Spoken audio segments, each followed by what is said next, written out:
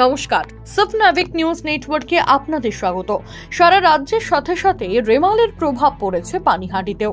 সোদপুর রাজা রোডের একটি গুমটি দোকান পার হয়ে পেছনের পুকুরে মাছ ধরতে যাওয়ার পথে আজ দুপুরে বিদ্যুৎপৃষ্ট হয়ে মর্মান্তিক মৃত্যু হয় গোপাল বর্মন নামের এক যুবকের।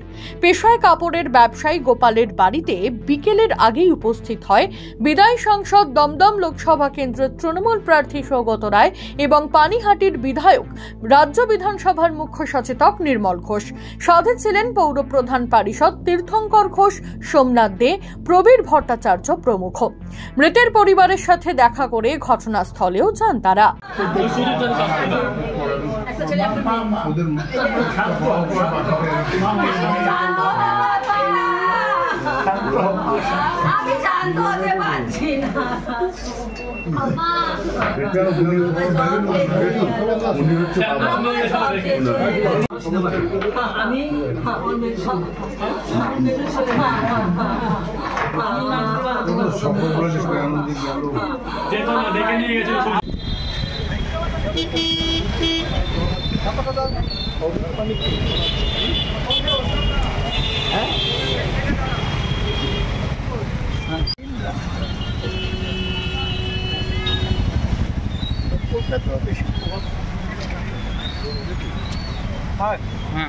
সব দেখে শুনে সৌগত রায় জানান, তিনি বিদ্যুৎ মন্ত্রীর সাথে কথা বলেছেন যাতে মৃতের পরিবার দ্রুত ক্ষতিপূরণ পেয়ে যায়।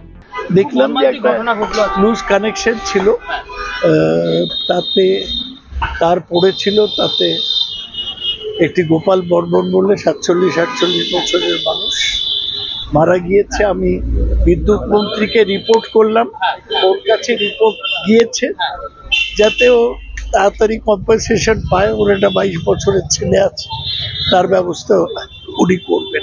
পাশাপাশি নির্মল ঘোষ জানালেন, যে কোনো মৃত্যুই দুঃখজনক, তারা মৃতের পরিবারের পাশে আছেন।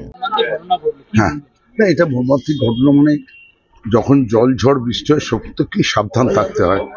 যে জায়গাটায় হয়েছে পিডব্লিউডির জায়গাতে অন্য কেউ একটা ঘর করেছিল, সেই ঘরের মধ্যে দিয়ে ও বাগানে যাচ্ছিল। এখন তার কোথাও ছিঁড়ে ছিল আর কানেকশন হয়েছিল, বুঝতে পারেনি। যে কোনো মৃত্যুই দুঃখজনক। আমি সাংসদ, স্থানীয় কাউন্সিলর দুজনই, তীর্থঙ্কর এবং স্বপন দাস, সবাই মিলেই আমরা এর পেছনে লেগেছি এবং সামনাসামনি বিদ্যুৎ মন্ত্রীর সঙ্গেও কথা হলো এবং সিএসসির যারা ঊর্ধ্বতন কর্তৃপক্ষ এখানে ম্যানেজার, সিনিয়র ম্যানেজার ডিস্ট্রিক্ট, তাদের সঙ্গে কথা হয়েছে। পরিবারের যাতে সব রকম আর্থিক সাহায্য, সামাজিক সাহায্য করা যায় তার ব্যবস্থা আমরা করব। এটাই আমাদের দল কংগ্রেসের নীতি এবং সব মিলিয়ে রাজ্যের রেমালে বলি মোট 6 জন। মৃতদের নির্বাচনী আচরণ বিধি না ভেঙে কিভাবে দ্রুত ক্ষতিপূরণের ব্যবস্থা করা যায় সেটা তিনি দেখছেন বলে জানিয়েছেন মুখ্যমন্ত্রী মমতা বন্দ্যোপাধ্যায়ও। ব্যুরো রিপোর্ট, পানিহাটি সফনাভিক নিউজ। সমস্ত খবরের আপডেট পেতে লাইক করে সাবস্ক্রাইব করুন সফনাভিক নিউজ। সেই সঙ্গে বেল বাটন প্রেস করতে ভুলবেন না। আপনাদের একটা সাবস্ক্রিপশন আমাদের জন্য অত্যন্ত মূল্যবান।